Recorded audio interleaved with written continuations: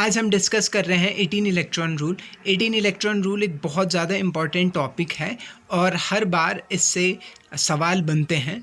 तो 18 electron rule क्या कहता है? 18 इलेक्ट्रॉन रूल कहता है कि मेटल के जो वैलेंस इलेक्ट्रॉन हैं, जो सेंट्रल मेटल है उसके जो वैलेंस इलेक्ट्रॉन हैं और लिगेंड जो जितने इलेक्ट्रॉन देगा उनका सम कितना होना चाहिए? 18 होना चाहिए। तो मतलब स्टेबल कंपाउंड वही है जिसमें जो टोटल इलेक्ट्रॉन काउंट हो जाए वो 18 के इक्वल्स टू हो जाए, तो इसे 18 इलेक्ट्रॉन रूल कहते हैं। तो आपको पहले 3-4 तरीके से इस सवाल को पूछ सकता है। तो पहला जो तरीका है वो है कि आपको डायरेक्टली पूछ ले कि इनमें से क्या ये कंपाउंड 18 इलेक्ट्रॉन रूल को फॉलो करता है या नहीं करता है, या फिर ये 18 इलेक्ट्रॉन रूल कंपाउंड है कि नहीं है। तो पहला सवाल है, जैसे हमने डिस्कस किया CrCO6, हमें ये जानना है ये 18 इलेक्ट्रॉन रूल को फॉलो करता है कि नहीं। तो सबसे पहले वैलेंस इलेक्ट्रॉन कितने हैं क्रोमियम के? क्रोमियम के वैलेंस में होते हैं 6 इलेक्ट्रॉन और आपके पास कितना है? 6 CO। एक CO कितने इलेक्ट्रॉन देता है? 2 इलेक्ट्रॉन। तो 6 CO कितने इलेक्ट्रॉन देंगे? 12 इलेक्ट्रॉन। तो अगर आप क्रोमियम के टोटल इलेक्ट्रॉन और CO की टोटल इलेक्ट्रॉन का सम अप करेंगे तो वो 18 के बराबर हो जाएगा। तो इसका मतलब वो 18 इलेक्ट्रॉन कंपाउंड है। दूसरा FeCO5। तो Fe कितने इलेक्ट्रॉन? Fe के आउटमोस्ट में कितने इलेक्ट्रॉन है? 8 इलेक्ट्रॉन और एक 8 इलेक्ट्रॉन और एक CO कितने इलेक्ट्रॉन देता है? 2। तो 5 CO कितने इलेक्ट्रॉन देंगे? 10। तो टोटल कितने इलेक्ट्रॉन हो गए? 18। अब यहाँ पे ये वाला कॉम्प्लेक्स है ईटा की पावर 5, ये जो सिंबल है इसे ईटा कहते हैं। ईटा की पावर 5 CP FeCO का होल ट्वाइस Cl, इसमें निकालना है। तो आयरन के बैलेंस में 8 इलेक्ट्रॉन होते हैं। अब ये ईटा की पावर CP, यहाँ पे जितनी पावर होगी वो उतने इलेक्ट्रॉन देगा। तो यहाँ पे पावर कितनी है? 5। तो ईटा की पावर CP कितने इलेक्ट्रॉन देगा? 5। एक CO कितने इलेक्ट्रॉन दे? 2 CO है यहाँ पे, तो वो कितने इलेक्ट्रॉन देंगे? 2 × 2 दैट इज इक्वल टू 4। और एक Cl कितना इलेक्ट्रॉन देता है? एक Cl आपको 1 इलेक्ट्रॉन देगा। तो टोटल इलेक्ट्रॉन काउंट आप निकालने वो कितने के बराबर आ गए? 18 के बराबर आ गए। चौथा सवाल है CH3MnCO का होल 5। तो वैलेंस इलेक्ट्रॉन कितने हैं Mn के? Mn के आउटमोस्ट में 7 इलेक्ट्रॉन होते हैं। CO कितने इलेक्ट्रॉन देता है? एक CO कितने इलेक्ट्रॉन? 2 इलेक्ट्रॉन। तो 5 CO कितने इलेक्ट्रॉन देंगे? 10 इलेक्ट्रॉन। तो और एक CH3 कितना इलेक्ट्रॉन देगा? देखो, अगर CH4 होता है तो न्यूट्रल कंपाउंड 0, अगर CH3 है तो 1, अगर CH2 है तो 2 और C है और आपका CH है तो वो 3 इलेक्ट्रॉन। अगर अकेला C होता तो 4 इलेक्ट्रॉन देता। तो CH3 वो कितना देगा? 1। तो टोटल कितने हो गए? 18। अब आपको यहाँ पे ये एक थोड़ा सा ये याद रखना होगा, ये मैंने पहले भी बताया होगा आपको। स्कैंडियम में आउटमोस्ट में 3 इलेक्ट्रॉन होते हैं, टाइटेनियम में 4 और जिंक में 12। इस तरीके से इसको स्क्रीनशॉट ले लीजिए और ये याद रखने के काम आएगा। अगर स्कैंडियम में 3 इलेक्ट्रॉन है तो यट्रियम में भी 3 ही इलेक्ट्रॉन होंगे, वो भी 3, उसके वैलेंस में भी आप 3 ही काउंट करोगे। अब हो गया पांचवा सवाल, ईटा की पावर CP का होल ट्वाइस और CO प्लस है। एक CO कितना इलेक्ट्रॉन देता है? 9।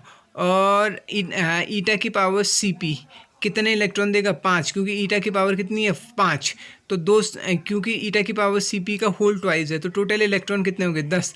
और जितना पॉजिटिव चार्ज होगा आप उसे माइनस कर देंगे। टोटल हो रहा है 19। तो 19 में से आपने 1 माइनस किया तो 18। अब अगला सवाल है MnCO का whole 6 plus with 1 negative charge. Mn कितना आउटमोस्ट में? 7 इलेक्ट्रॉन। 6 CO कितने देंगे? 12। टोटल 19 हो गया। अब एक पॉजिटिव चार्ज है तो उसे आप माइनस करेंगे तो वो 18 के बराबर हो जाएगा। अब ईटा की पावर 3 CP, ईटा की पावर 5 CP FeCO इस कंपाउंड में इलेक्ट्रॉन गिवन बाय Fe में कितने आउटमोस्ट में कितने इलेक्ट्रॉन? 8 इलेक्ट्रॉन बाय ईटा की पावर CP, ईटा की पावर 3 CP। तो अगर ईटा की पावर 3 है तो 3 इलेक्ट्रॉन देगा और अगर ईटा की पावर 5 CP कितने इलेक्ट्रॉन देगा? 5। एक CO कितना देगा? 2। तो टोटल कितना हो गया है? 18 इलेक्ट्रॉन। दो बार आप प्रैक्टिस करेंगे हो जाएंगे। अब ये दूसरे तरीके से कैसे सवाल आ सकता है? आपको N की वैल्यू निकालनी है अगर कॉम्प्लेक्स 18 इलेक्ट्रॉन रूल को फॉलो करता है। तो पहला है Na2 FeCO का होल N। अब भाई 2 Na कितने इलेक्ट्रॉन देगा? Na के बैलेंस में 1 ही तो इलेक्ट्रॉन है तो 2 हो गया है। इलेक्ट्रॉन गिवन बाय Fe में हो गया 8। टोटल कितने हो गए? 10। अब मुझे निकालना है N की वैल्यू किसके लिए? CO के लिए। तो इलेक्ट्रॉन गिवन बाय NCO कितना हो जाएगा? N × 2, क्योंकि एक CO तो 2 ही देगा। तो अगर मैं इनका सम करूँगा 2 + 8 मतलब सोडियम के, आयरन के और N/2 CO के लिए, तो टोटल उसका सम 18 होना चाहिए। अगर इस कैलकुलेशन को मैं आगे करूँगा तो वह N=4 आ जाएगा और उसके यहाँ पे आप वैल्यू पुट कर सकते हैं। इस कॉम्प्लेक्स के लिए MnBr CO का होल n Mn कितना दे रहा है 7, एक Br 1, electron given by CO कितना हो जाएगा 2 × n, क्योंकि एक CO कितना इलेक्ट्रॉन दे रहा है 2। इसका आप सम करेंगे वो 18 के बराबर होना चाहिए और सॉल्व करेंगे तो वो n की वैल्यू 5 आ जाएगी। इस तरीके से ये कॉम्प्लेक्स है, यहाँ पे n की वैल्यू आपको निकालनी है वो 3 आ रही है। ठीक है, यहाँ पे एक और कॉम्प्लेक्स है रुथेनियम e⁵ Cp और CO का n। तो RH कितने इलेक्ट्रॉन देता है 9, क्योंकि कोबाल्ट के नीचे आता है तो कोबाल्ट के भी आउटमोस्ट में 9 इलेक्ट्रॉन होंगे तो रुथेनियम के भी 9 ही होंगे। एक e⁵Cp कितना देता है 5 इलेक्ट्रॉन और NCO कितने इलेक्ट्रॉन देंगे आपको 2 × n, क्योंकि एक CO कितना दे रहा है 2। तो इसको आप टोटल सम करेंगे तो 18 के इक्वल होना चाहिए, n की वैल्यू यहाँ पे 2 आ जाएगी। यहाँ पे हो गया है e⁻CR e⁻C5H5 और CO का होल n और CH3। अगर यहाँ पे आप n की वैल्यू निकालेंगे और इस कैलकुलेशन को देखेंगे वो 4 के इक्वल आएगी। अगला कंपाउंड है रेडियम Br का होल ट्वाइस, CO का whole n, PPH3 whole twice और CH3। अगर आप देखेंगे रेडियम के लिए टोटल इलेक्ट्रॉन 7 हो गए हैं, 2 Br आपको 2 इलेक्ट्रॉन देंगे क्योंकि एक Br आपको 1 ही इलेक्ट्रॉन देगा। 2 PPH3 कितने देंगे, एक PPH3 क्योंकि 2 इलेक्ट्रॉन देता है तो 2 PPH3 4 इलेक्ट्रॉन, एक CH3 कितने इलेक्ट्रॉन देगा पहले भी बताया था 1। तो और NCO आपको कितना देंगे 2 × n। इसको आप सॉल्व कर सकते हैं आगे तो n की वैल्यू 1 आएगी। अगला कॉम्प्लेक्स है ClMnCO होल 5, इसको आप कर सकते हैं। अगला कॉम्प्लेक्स है e⁻Cp का होल ट्वाइस और Fe। यहाँ पे आपने 2 Cp 10 इलेक्ट्रॉन दे देंगे, आयरन के इलेक्ट्रॉन ऐड कर दीजिए और वो 18 के बराबर। अब टोटल हो गया है आपके पास RHCO ReCO का होल 5 PPH3 प्लस। यहाँ पे PPH3 दो इलेक्ट्रॉन देता है और एक पॉजिटिव चार्ज है, उस एक पॉजिटिव चार्ज को घटा दीजिए तो आपके पास कितना आ जाएगा 18 आ जाएगा। और नेगेटिव चार्ज अगर आपके पास है उसे ऐड कीजिए तो यहाँ पे आप आयरन के इलेक्ट्रॉन निकाल दीजिए और 4 CO आपको 8 इलेक्ट्रॉन देंगे क्योंकि एक 2 देता है। जितना भी टोटल होगा उसमें 2 ऐड कर दीजिए, देख लीजिए वो 18 के बराबर आ जाएगा। अगला सवाल है e⁻5 Cp का होल ट्वाइस CO का प्लस। यहाँ पे प्लस वाला जो है टोटल मैंने से माइनस कर देना। अब देखिए e⁻Cp जो है इसी को हम क्या कहते हैं e⁻C5H5 उसी को कहते हैं। ठीक है, अब अगला सवाल है e⁻3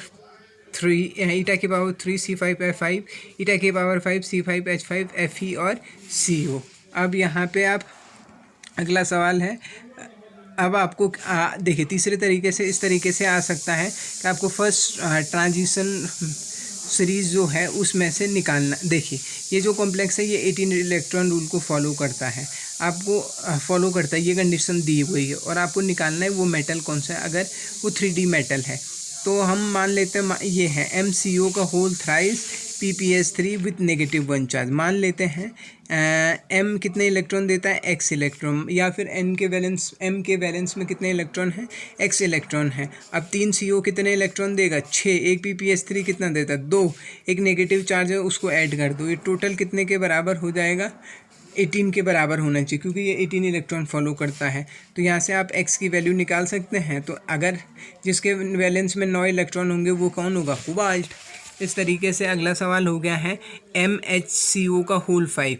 अब यहाँ पे देखिए अगर H की वैल्यू हम हाइड्रोजन 1 इलेक्ट्रॉन देता, मेटल मान लेते हैं x इलेक्ट्रॉन देंगे, 5 CO कितने इलेक्ट्रॉन देंगे 10 और इसका जो सम है वो 18 होना चाहिए। तो यहाँ पे x की वैल्यू कितनी है 7 और x की वैल्यू 7 किसके लिए हो जाएगी Mn के लिए। Mx क्या है मेटल के वैलेंस इलेक्ट्रॉन। ये जो कॉम्प्लेक्स है e⁻4 C8H8 MCO का होल थ्राइस।